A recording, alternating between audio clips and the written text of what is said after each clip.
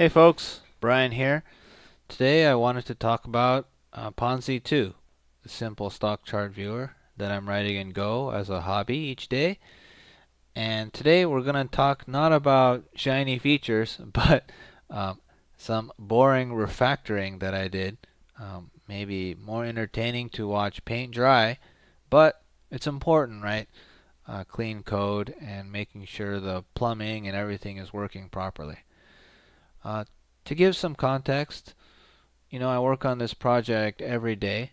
Sometimes, a big sprint of 3 hours, but sometimes just 30 minutes, 15 minutes, 5 minutes, or maybe 1 minute, just to keep my rhythm going and keeping, the program loaded into my limited memory and attention span. So having large files is tough for me to process, switching from this part of the code to another part of the code. It's hard to understand. And one such file called controller.go was getting really big. And in an old version of the file, it was about 600 lines. It wasn't that long. But if you see the top level type called controller, it had a fair amount of fields. And some of them were related to stock updates. Some were related to signaling the controller to do things. And there were other fields for saving the config in the background. So there was at least 3 or so concerns here, all in the same file. And let's go to the new whiteboard.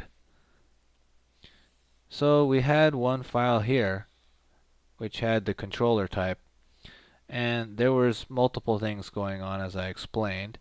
The config updates, stock refreshing, and the signals. And at the top we had a type with a whole ton of fields.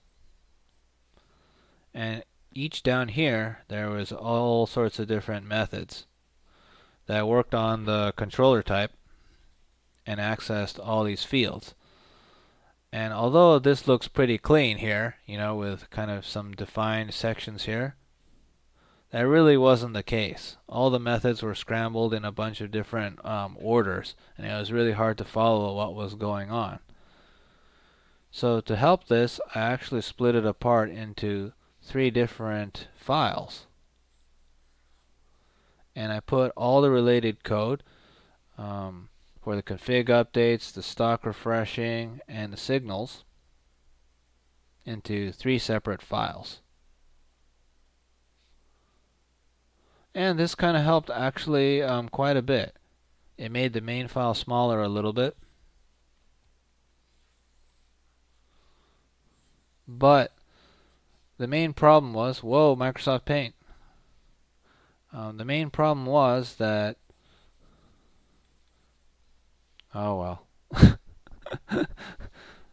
The main problem was all of these files had different methods,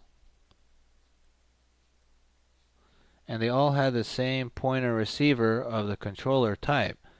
So in order to verify these methods, you really had to know everything about the controller type. You couldn't just look at this one file and verify whether it was correct or not. And I guess in a hobbyist project, you don't always write unit tests, right? So you have to be accurate and get it right once.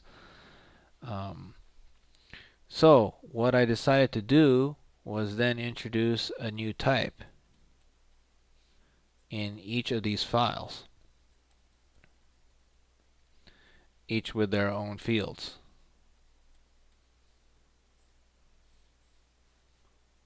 And these types only have fields that are related to what the file is doing.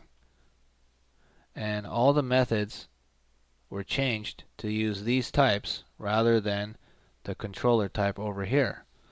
So now when I looked at this file, for instance, for the config updates, I only see the 3 fields that were really involved in config updates. Same with the stock refresher. This had the client that made the REST request to get the data and not much else. And same with the signals, it became a very general event sending and processing code here. But really that's not it's not all great, right? Because the signal had to somehow call back methods on the controller, because this main controller still was the one that updated the UI and all sorts of stuff. So I also used an interface here and defined an event handler, kind of like how a lot of UIs have button click listeners or drag listeners and stuff like that. But this interface up front asked for some type that implemented various onHandler methods. So with that, all of these files could be understood just by looking at them individually. Now if I want to update stock refreshing code, I can just go here rather than sifting through all the various methods here and understanding this one big file. And now what it looks like, let's go to Visual Studio Code. The main controller file, it's about 450 lines, 460. What did we have before? Maybe about 600?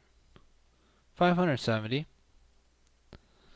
And the three parts that were split out, as I showed on the whiteboard, was a config saver, and it has only the fields it's concerned about with shorter names, now that they don't have to be lost in this big controller type. And the config saver is now a member of the controller type. We could use anonymous fields as well to even get rid of mentioning config saver in the code below, but I thought it was more explicit and easy to understand if I didn't do that. Here was the signal thing, now called event, again with three simple fields, and the interface that the controller should implement.